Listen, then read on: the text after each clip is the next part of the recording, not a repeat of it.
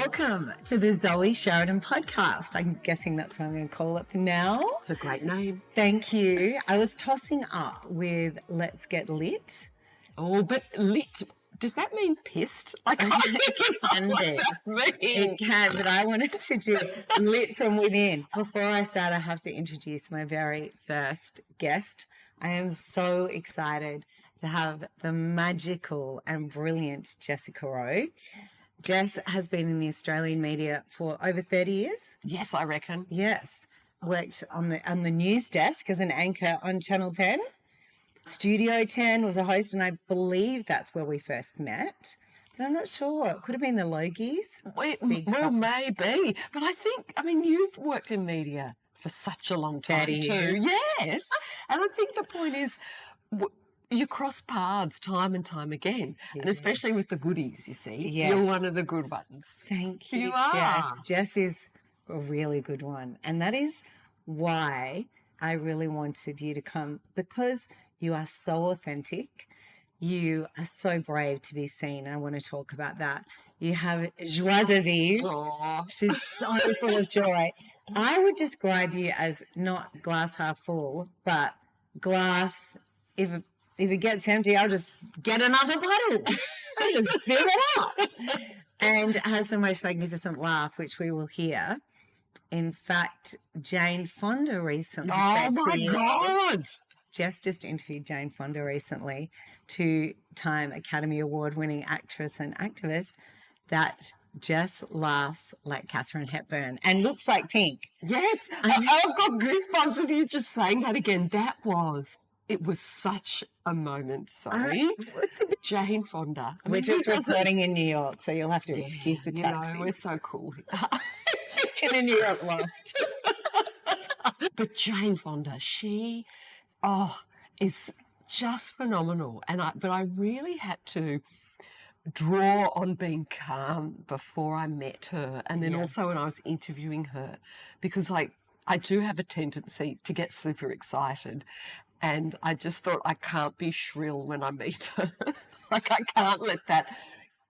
can't get carried away. I really need to remain grounded. And so then the interview was, unfolding, and there were a few moments where I had to kind of almost pinch my arm and go, pay attention. Don't have an out-of-body experience going, oh, my God, that's Jane Fonda. Well, I think as a listener, we were all doing that, going, oh, my God, I was, especially because I know you. But that is one of the most amazing things about you. When you are working, you listen so well. You never interrupt your guests like I do. I'll learn that from Jess. And you are very calm, like you're really paying attention. Well, that's taken time. And it's something I'm really conscious of, because I don't do that all the time in my life, because I do sometimes have a tendency to sort of charge into things and get overexcited and say yes, yes, yes to things and then go, ooh. But when it comes to interviewing people, I'm so aware of being present, being in the moment. And my beautiful bestie, Denise Drysdale, Niecy, I call her, she really taught me she said, look, really look, listen, really listen.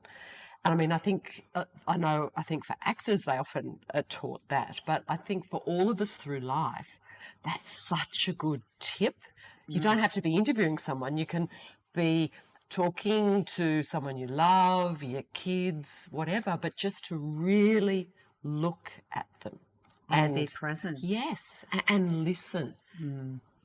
Because we're often so in a hurry to say what we want to say or get our point across or offer the advice, when in fact the person mightn't be asking for that. That's so true. They might be saying something totally different. So let's listen to what it is they're saying. There's often times with my daughters, Jess and I both have 2 daughters, that they will just want to vent.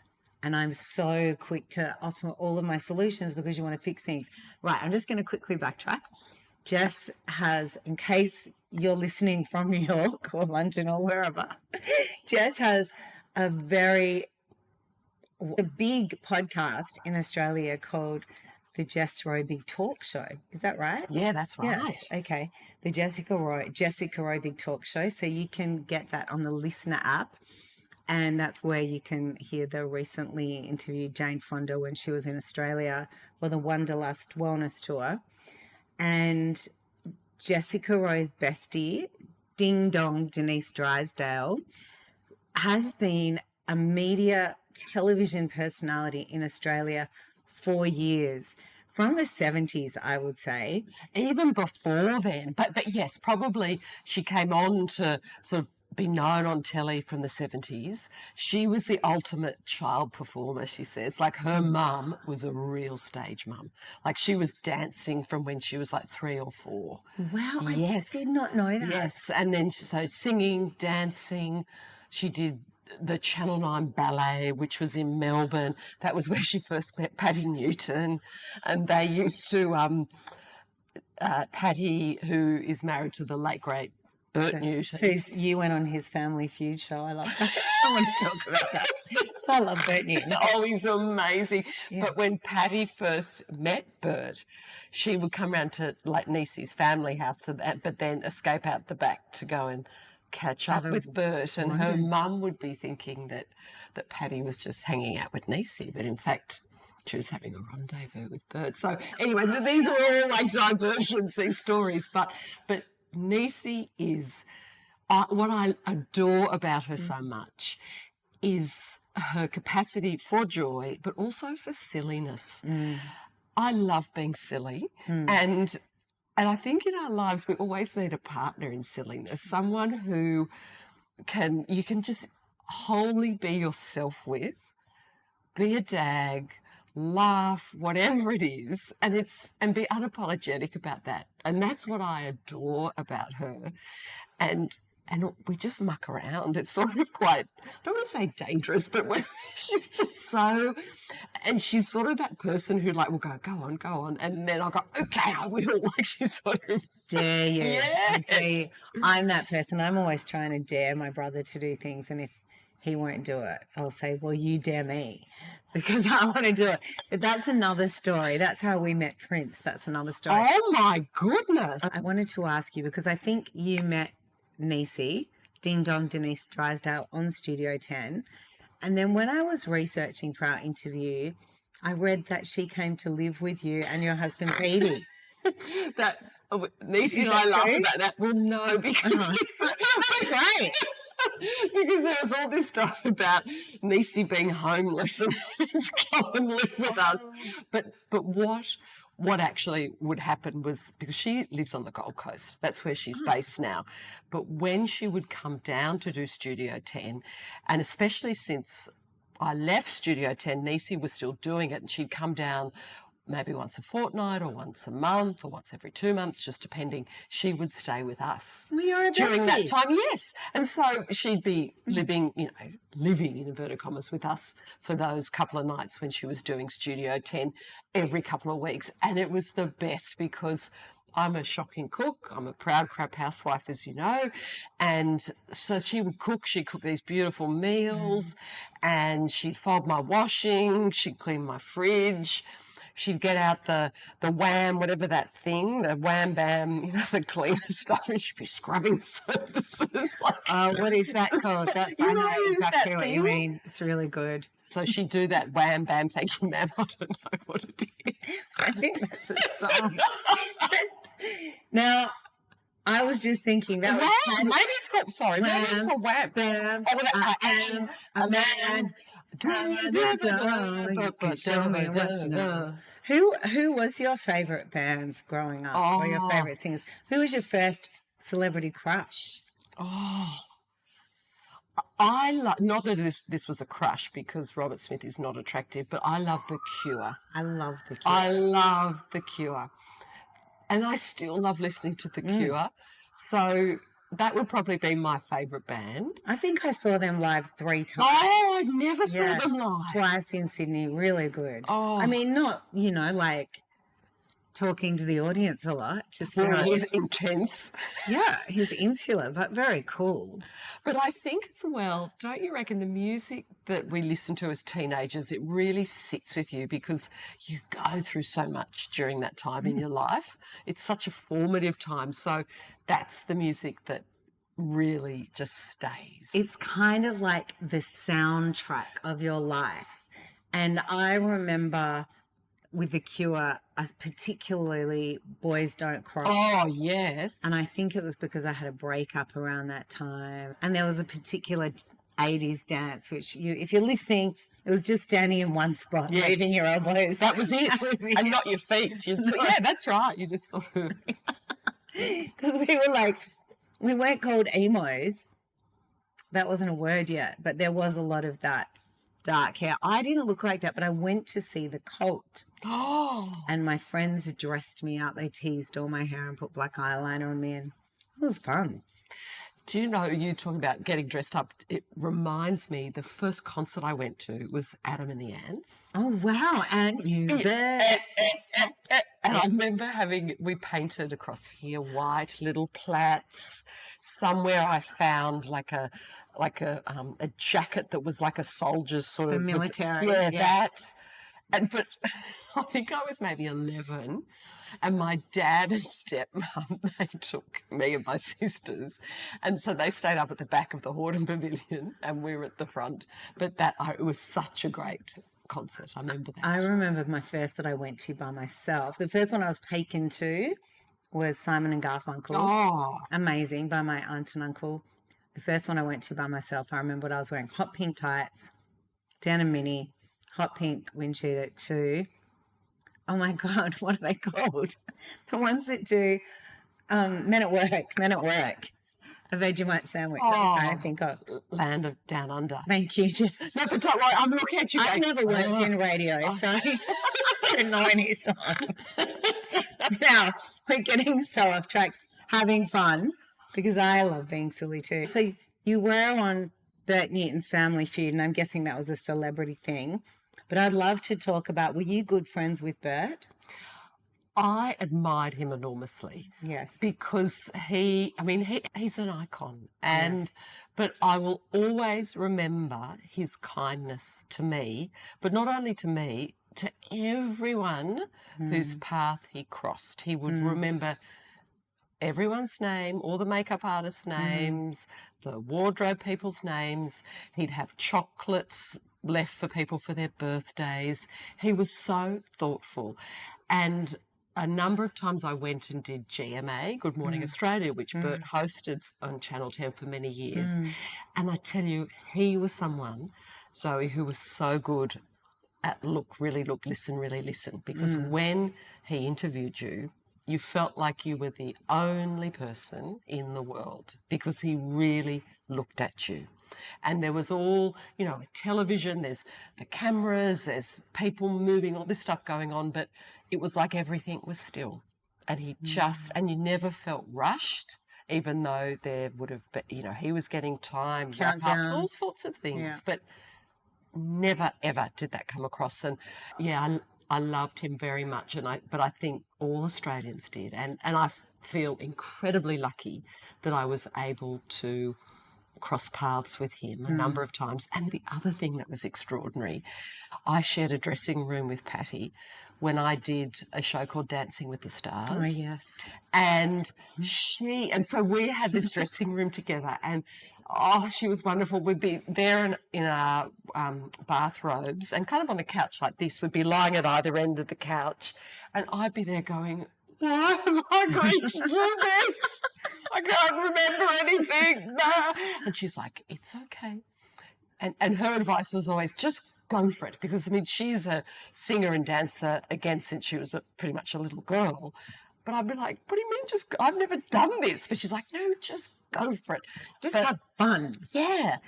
And seeing Patti in her element and have her moments doing that show, she's extraordinary. And she's just finished Grease. She's been doing that musical. Wow. Yes, travelling around the country.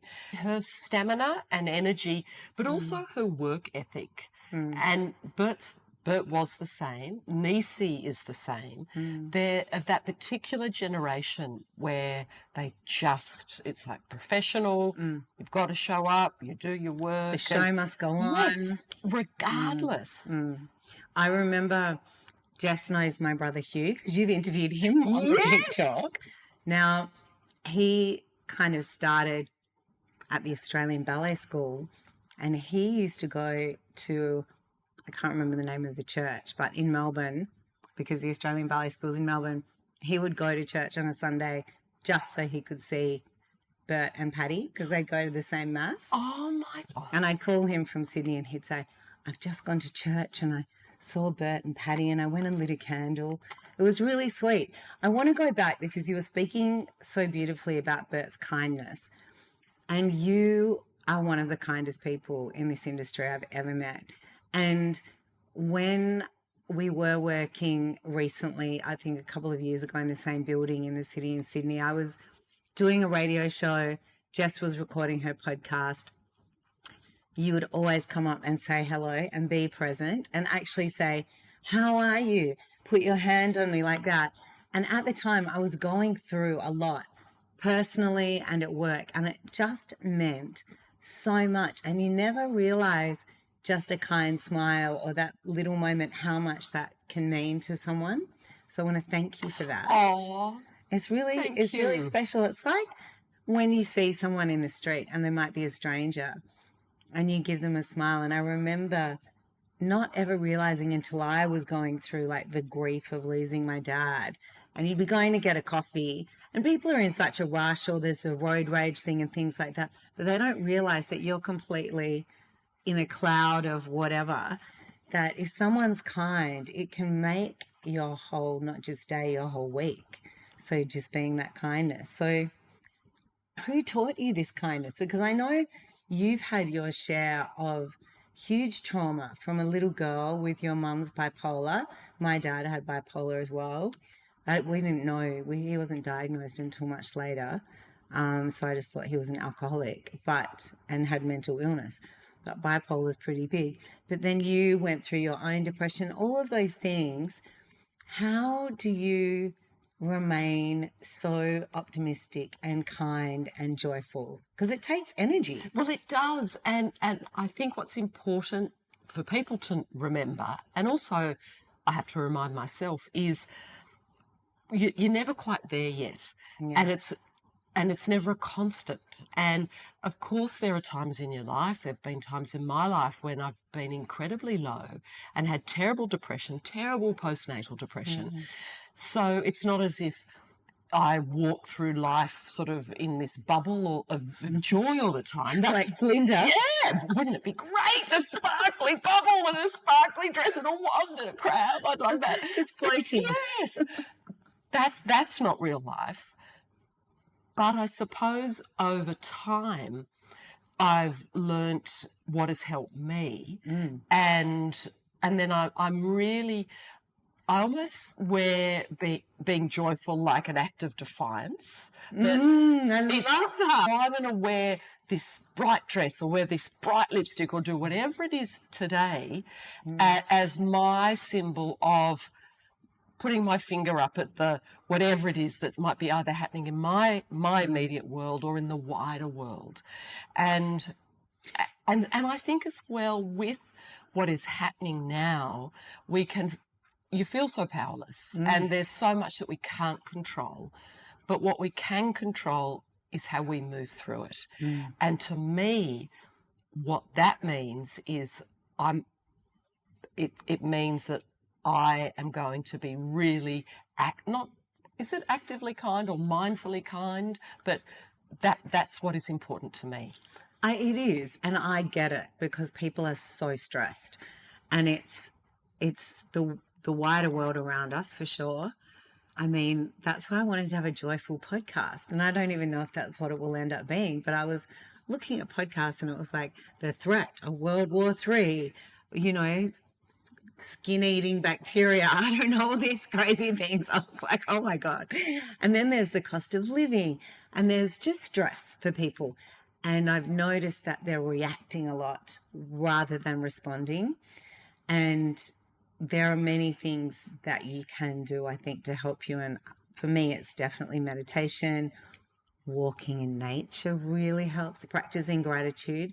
These little things really help me be more emotionally mature. Is that the right word I would use? Just to respond rather than react, and just Yes. really not sweat the small stuff. Yes, which is easier said than done. There are still times when I do sweat the small stuff. I think all of us do, because we're not perfect. And I think that's the other thing. We're all flawed, we're all messy and chaotic and can let people down and do, things that we're not that proud of.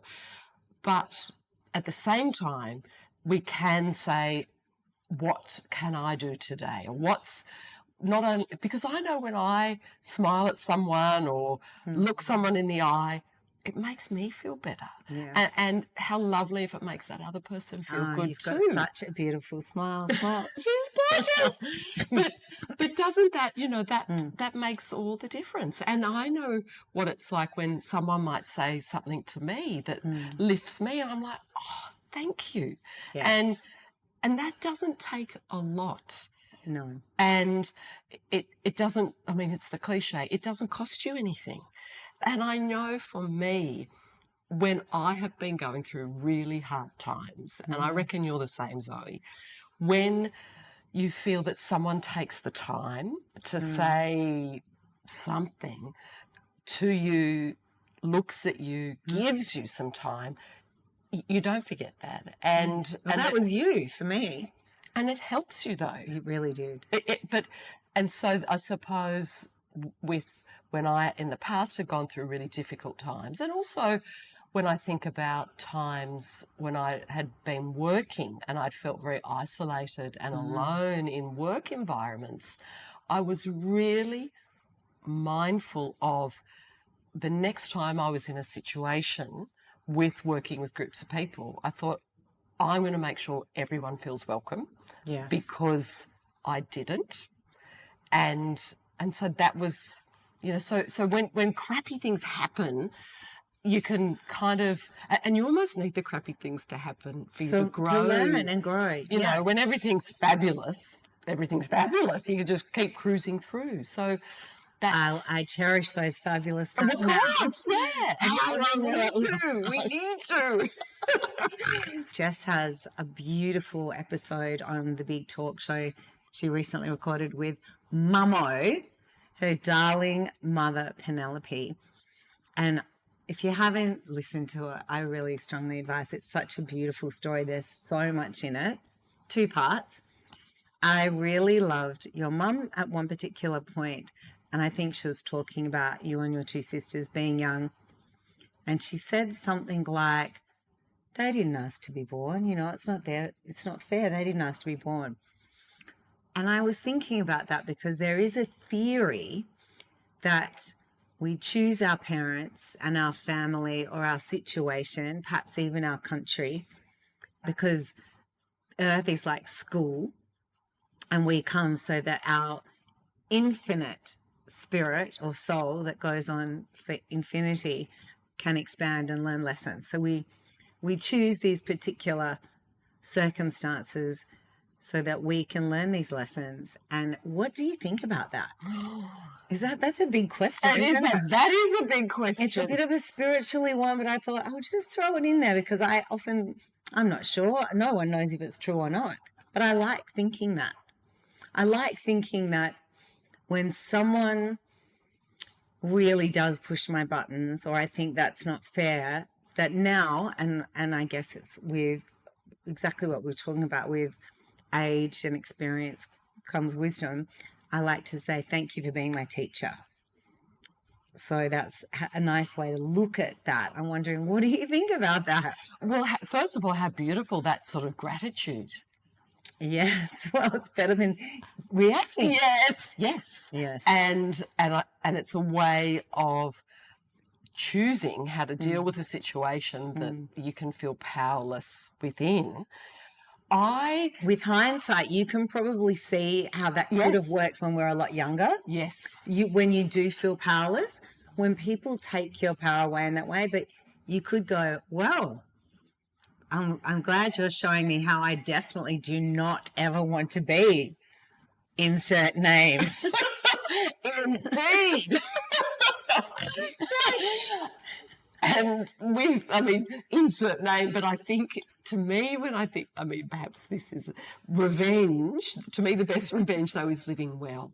And when I say living well, that to me means living a really full, rich, joyful, rewarding life. Yes. And because you've got to let go, and it's hard. There's a lot of things that I still hold on to, but I'm getting much better at just going, no, because that doesn't serve me. Yes. It eats away. Resentment is a terrible thing to feel. And again, it doesn't impact on the person who's done whatever it is to you. It's hurting you. Yes. Let go of all of that stuff. But back to your point about do we choose particular things? I don't know.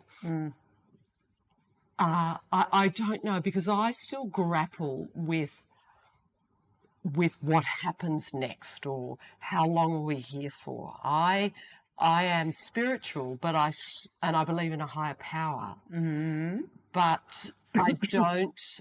I struggle to then go, well, what does that higher power look like? And sometimes when I think about it, I think about it being a higher power that is good, that is loving, that is forgiving, that is joyful. And whether or not that then takes me somewhere else after this mortal coil, I don't know. But then I think about energy, and I think energy does continue. So energy can't die. No, it can't. And so just because someone dies, that doesn't mean that's the end of a relationship with that person. That's so true. So but there is a big kind of gap for me. I do grapple with, but what does that mean? Or, have I been reincarnated? Or was I something before? Or what's coming next? Because if I think about it, like, I don't want to die. Like, that idea scares me. Like, I want to be here. Because it's so much fun. Yeah, so I haven't got to that place in my head yet. So I'm very curious about all of this. So a long time ago, I don't know if you've ever heard of a man called Dr. Wayne Dyer. Yes. So he's passed away now, but I got to see him at the convention centre here in Sydney. And he was talking about this woman. Her name's Anita Moorajee. I think it's M-O or M-O-O-R-A-J-I, Moorajee. Anyway, he was talking about how her body was riddled with cancer, and the doctors were around and saying there's no hope. And she came out of her body, and she could hear the doctors kind of in another room, and she could see her husband holding her hand. So she was out of her body. And then the next minute she was on an aeroplane sitting next to her brother, who was coming from Hong Kong to say goodbye to her. Anyway, he told this story, and I won't get into it now because it's a really good one to look up and read, because then he said, and here she is. And he brought her out on stage. Now, the story is quite in-depth and amazing. And it's very interesting to hear about. The reason I'm telling you, Jess, is that she describes that passing over, leaving this body, as pure love. And she said it is so good and so loving that we can't even imagine here. It is just all-encompassing. So I just wanted to show you that, because you wanted it to be a higher power. That's good. Anita has crossed over. But then she came back. Right. So, that's what I didn't want to spoil it for you, but I'll just give you a little teaser. Is what Anita says is that it felt so good. And then the energy, the love said, well, you can stay here. And I feel like there were loved ones who'd passed over there with her, perhaps her father, welcoming her. But she was given the option to come back into her body and tell people about this experience, and her body would be cancer free. So she did. And I mean, there's no explanation that how her body, who was riddled with cancer, she was on death's door, was suddenly cured. So it's very interesting. It's a bit woo-woo. But if you're curious about that kind of thing, there are other books of people who have physically died for a little while that you can read about. So I just find it really interesting. I actually was talking to one of my daughters yesterday, the younger one, saying, I think, so I have two daughters, one's 25 and one's 22, Manon and Velvet. And I said to Velvet, I think Manon might have been my mum in my past life, because, you know, you have these relationships with your children. Actually, I'd love to talk to you about this, Jess, because this was in the podcast you did with Mummo, Penelope. And I think the question was, what surprised you most about being a parent? And you give your answer, because I've been talking long enough, because it's so beautiful, and I totally agreed, 100%. Well, you remember? I mean, there's so much that surprises me, but I think what I said was that my kids would teach me things. Yes. That I had imagined that I'd be dispensing wisdom. I'm sure you do. But sometimes not really. I mean, they're rather, it's like, we don't want a teaching moment, Mum. You know, I'll grab things. Oh, okay, let's now talk about this. No, we don't want to talk about that. But yes, I had assumed that it would be, I'd be dispensing wisdom, teaching them things. But they teach me so much. And I had no idea that is what would happen, and that's what has surprised me most. I love that so much. It's so beautiful, because they are our teachers. Oh, but they so are. What is something that comes to mind now, if you can think of anything that they've taught you that you cherish? Well, I mean, this is much lighter, but Giselle's 16, Allegra's 18. Giselle does she's like my IT guru, so she teaches me all of that stuff. But Giselle teaches me about the environment. I call her my eco warrior, and she opens my eyes to what's happening in the planet, what we need to do. And they're so aware and they're concerned. Yes. Yeah. You know, the other thing, and this is just a small little thing that Giselle did for me the other day. We went for a walk with our doggie Daphne, who's a Maltese Shih Tzu. She dawdles, very slow walk. It's like a meditation, really, taking her for a walk. And the sun was setting, and I was like, oh, isn't that? And she said, I know what you're going to say, Mum. Wouldn't that be beautiful to paint? And I went, yes. And she said, you always say that. Why don't you start painting it? I love that. And it was like, yes. What am I waiting for? Have you ever painted? Well, I did art in high school, but I haven't done art really since. I am creative, and it was just so lovely that she pointed that out to me. Like, you always say that, why don't you do it? And I thought, actually, yes, why don't I do that?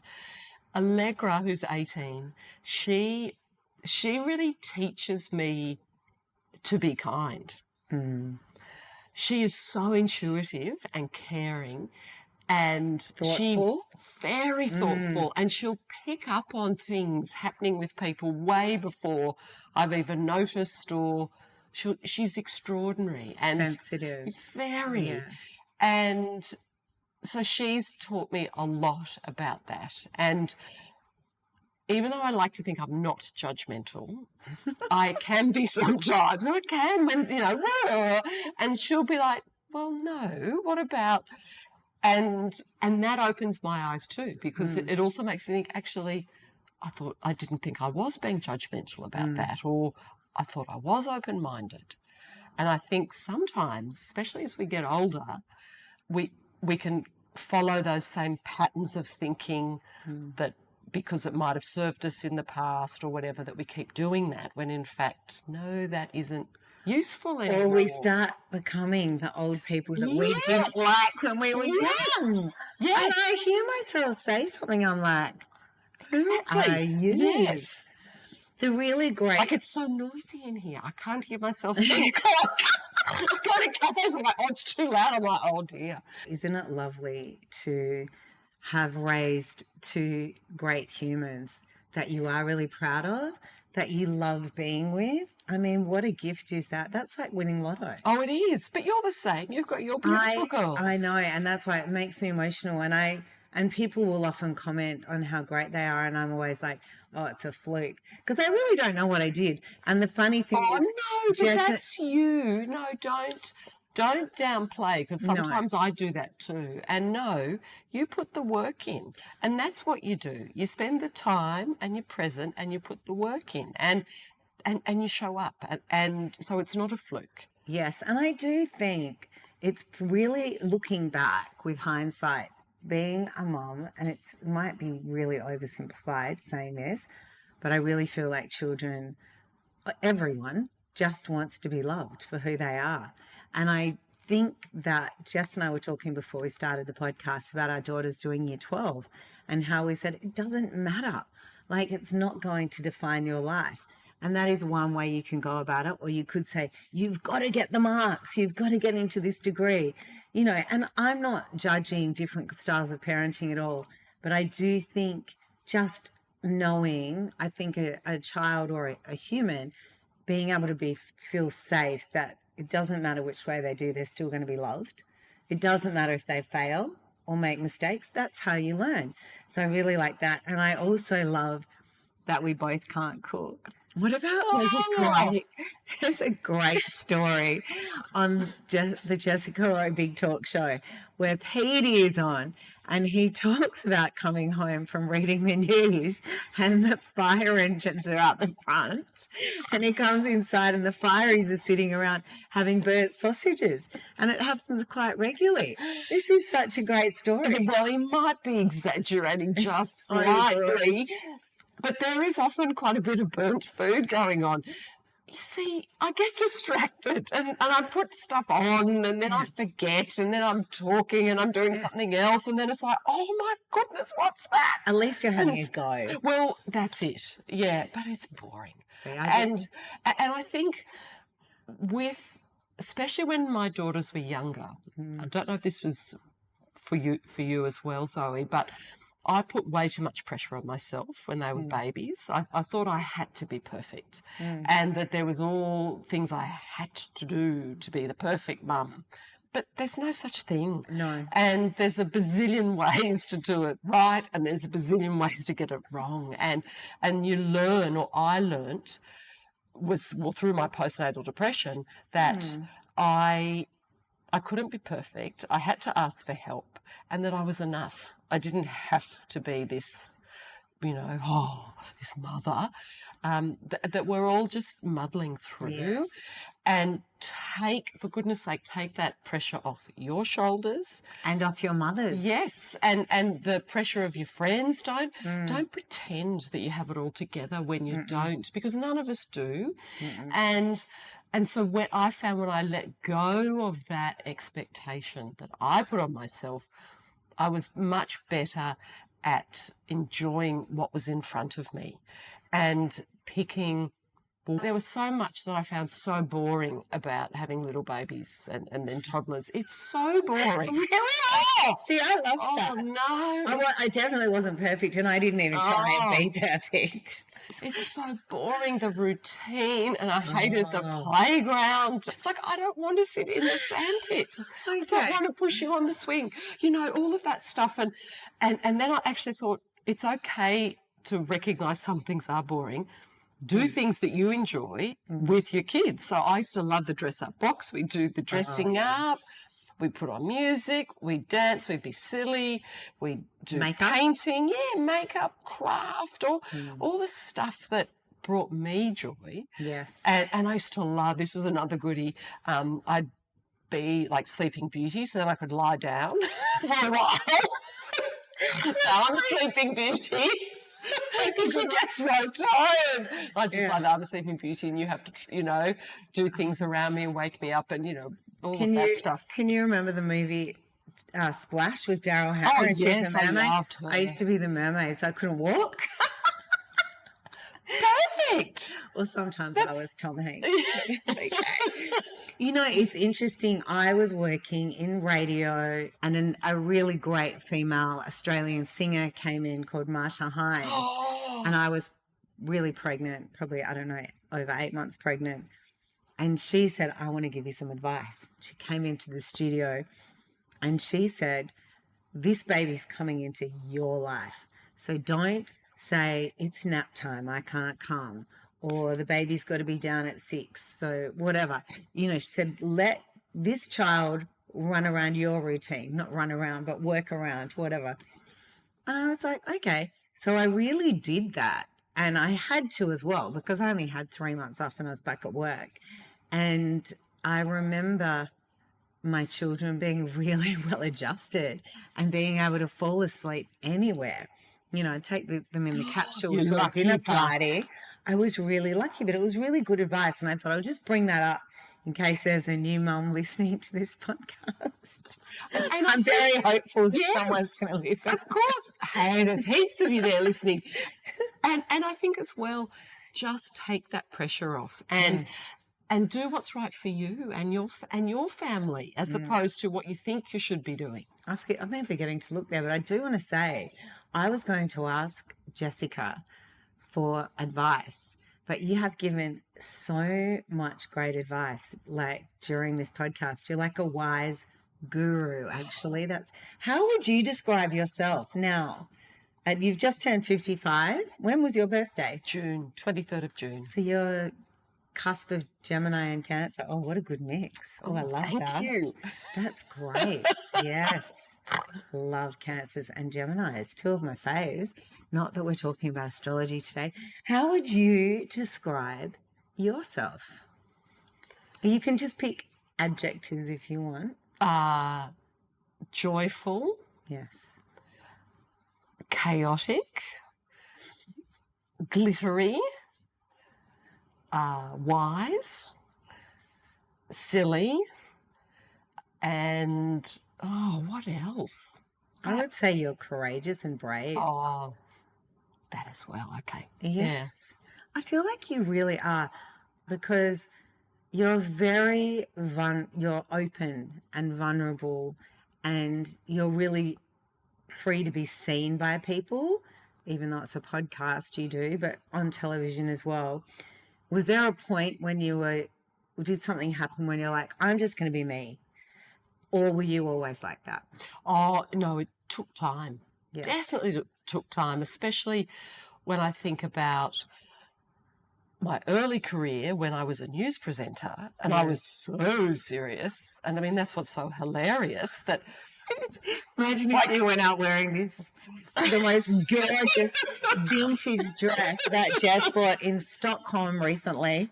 Before or after going to the ABBA Museum? I don't know. This was the last day, so it was after the ABBA Museum. I wore a sparkly dress to the ABBA Museum, though. It was so good. It was so fun. I sang and danced all the way through and made some friends along the way. And God, it was good. Yes, so in terms of was I always open or myself? No, not at all. When career-wise, being a news presenter, you had to be very just sort of still and not over, I don't want to say over the top, but you were just measured. Yeah, because it was even though there's a part of you that when you deliver the news that you're putting into that delivery, you're still a role. It's still a role you're playing. So I suppose it's like a mask that you put on. You would have to, because some of that news would be so terrible as well. And you would you're a human being, it would affect you, but you have to you're telling the story, you're calm, you can't be affected. And of course, there might be other stories, maybe political stories that you are pro or not for. Is that right? Yes, and against. For or against. And so you have to be neutral. You can't give poker face, I'm guessing. So I think, you're very brave. And you're brave when you called people out for doing the wrong thing. I think that's really brave. From my experience, I'm not so brave in that way. I'll talk about them behind their back, or I have in the past. I hope that changes. Luckily, thankfully, I haven't been in that position for a long time. But I think that's really courageous. I think a lot of that does come with age for people, but you've always been very brave, I feel like. And I love. Oh, thank you. But it takes time. Yes. And part of being brave comes with relaxing into your skin. And I don't think when you're younger, you're as relaxed with who you are. And as you get older, you recognize, hey, and also too, you realize I'm good at this, or perhaps I'm not as good at that, but so I'll lean into this a bit more. Yes. And also you just start to discover what's the worst thing that can happen. Yes. I love that question. Don't you? It's kind of like, well, what's the worst that can happen here? Exactly. And that also makes you be brave. And also, I know there's lots of alsos here, I've come to recognise that you're still going to be afraid. You'll still feel that fear. That never goes away. And that's all right too. And it's sort of feeling that fear and that, but you do it anyway because you know it's the right thing for you to do. And also, if you don't do it, then you're going to regret that more than messing up. Who wants regrets? No. No. And I've had plenty of times, like all of us, when things go wrong or mess up, or you said yes to something and it really imploded badly. And you think, why did I do that? But at the same time, I mean, don't you think when that happens, there are other lessons along the way, or people you might have met, or things you discover about yourself that are the glimmers and are the gems in that situation. The silver lining. But it is, though. Yes. It is. Can I ask you, actually, I was just thinking about this as you were speaking, because being seen and vulnerable and open is something that we're talking about with your podcast and as we've grown older. But now, with everyone having Instagram and social media accounts, they can choose to be seen or not. And whether they're being authentic or not is something else. But when people are being authentic, there are a lot of, what does Taylor Swift call them? The haters going to hate. How do you deal? I remember doing the catch up actually on Channel 9, and the girls would be reading, the girls who I was on the show with would read the comments from the viewers. I never looked at them. I wasn't interested in someone saying I was whatever they were saying. Do you ever read that, and how do you cope with it if you do? And what's your advice to younger people who are being authentic and allowing themselves to be seen? My advice is don't read it. Yes, but that is easier said than done. I know. Yeah. And good on you not reading it. Because it's, to me, if someone goes, don't do something, I go, oh, I'm going to do that. Why can't I read it? I think most people read it. Yes. Yeah. And it still hurts. I think the point is when people are unkind and say awful things, initially you kind of go, I've come to realise that what they have written says far more about that person, where they're at in their life, than you. So it is their problem. Of course, that's me rationally saying that, but it's hard. It's still very hard. And to not take things personally. Yes, of course it is. And it's really hard. And even more in this wide world with younger people, with so many more people, you know, commenting on various things. It's really difficult. With more platforms, that's it. There's more critique. Yes. But I love when you said wild world, I was thinking of the wide world of sports. And it's this is a good, not a metaphor, but it's similar when you watch a really great team perform, say it's a football team or a soccer team, whatever, it could be a hockey team. And then you have the people in the crowd coaching, thinking they can do a better job, and you look at them and they're drinking their beer and eating their hot chips, having a go, and I just think, shut up. Yeah, you've got no idea. So that's what you should be thinking about. Exactly. Those people critiquing you. Yeah, and they sitting home. Yeah. Got no idea. No. And with you mentioning that, it makes me think of the wonderful Brene Brown, who has that in the arena sort of speech that was based on Roosevelt's speech about, really, if you're not in the arena with me, you're not prepared to feel all of these things, then I'm not interested in what you have to say. That. I've paraphrased it very badly, but yeah, Brené Brown, in the arena, it's extraordinary because it's essentially saying that if you're not willing to be here with me, doing exactly what I'm doing, putting yourself out there, being brave, I'm not interested in what you have to say. And I think that's a really good way to manage it as well. She's great. I love Brené Brown. Have you interviewed Brené Brown? No, I'd love to. Who else would you love to interview? Who's on your bucket list? Oh, there's you know so who many. could be funny? Have you ever listened to The Diary of a CEO with Stephen Bartlett? Oh, that yes. podcast? Because you could say, rave about I wrote The Diary of a Crap Housewife. Let's compare notes.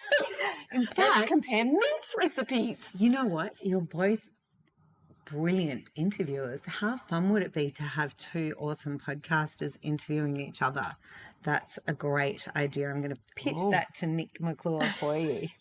Nick's my wonderful producer. Yes. Have you got anyone on your bucket list? Oh, so many people. I'd love to interview Oprah. I love her. Brooke Shields. I love her too. Yes. I just think she's amazing. Drew Barrymore. Love. So they'd be... Yes. Reese Witherspoon. Yes. Yes. I think you'll get them all. Oh, I hope easy so. peasy. So easy. I love that for you. What I'm really looking forward to most is seeing your first sunset painting. Oh, thank you. Have you got the paints yet? Do you know I have some drawers full of paint? Great. Which have remained unopened. But yes, and I'm going to do that. I interviewed a beautiful writer and she spoke about giving yourself permission to create. Yes. And I think that's so important. We all need to give ourselves permission to make time to create. So it might be doing a painting or doing the podcast, whatever it is, you give yourself permission to do it. Because often we find in life, there's all these things we think, we have to do all these things before we get to the joyful, heart-filling moment. We've got to tick all these drudgy things off the list. Why? Why can't we begin with the give yourself whatever that permission is? I think that's getting into alignment. It's almost like when it's New Year's Day, this is just an example, and you say, right, I'm going to go to the gym, I'm going to get this great body, and then I'm going to feel confident and happy, and then maybe get the relationship. This is just an example I'm getting off the top of my head. Then you'll probably lose momentum and, self-sabotage, whatever. Because there's a lot on that list. Well, you haven't. My point is you haven't shifted your energy. And I think when you can shift the energy to say, I am confident, I love my body the way it is, then you'll go out and do the walking maybe gradually, and then you might join a gym. And I think I'm using this example with the creativity because I have wanted to do this podcast for so long. I was telling Jess, and like being a young mother, I thought it had to be perfect. I thought I need a studio booked. I need a producer. I need this, and that. And that's a load of crap because I'm just doing it. It's like, I don't know if you remember Beck, the singer or the artist in the 90s. And I interviewed him, it would have been like 1995, 96, I think. And I think it was him that termed a phrase of music then called lo-fi. I think UMI might have even had an album called Lo-Fi. Anyway, this is a very low-tech, lo-fi podcast. But it's just doing it, creating it, giving yourself permission, and then your energy shifts with that action. That's it, that we need that action. Give yourself permission to do it, whatever it is that's been there. You don't need the Jessica Rowe art exhibition now. No. You just need to go and it's just for me. Exactly. Yes. This is something just for me. I love that. So, and I think for people listening, do something just for you. Because life is so quick. It is, and Yes. it's never too late. It's never too late to start. Oh, there's a lady called Grandma Moses Oh, who yes. started painting at 80, and her paintings are now worth zillions and squillions of dollars. That wouldn't be me. Might be. Grandma Rowe. So maybe if I do the sunset, and then I could paint our pussycats in there too. Yeah, why not? Pussycats could be. Or you could be one of those artists that paints the sunset, and then you cut out photos of your pussycats and stick them on like a collage. Oh, yes. Do all fun things. Yes. Then sprinkle glitter on it. Oh, yes. Yes. I we love can it. do lots of fun things.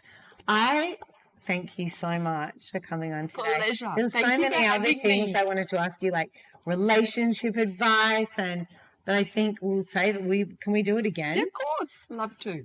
Oh, Love Jess, to. thank Beautiful. you so much. It's so good. I had the best time. I really did. We've got pussycat oracle cards here we can play with, and yes, if you would like to hear more of Jess, I guess I'll say something professional at the end.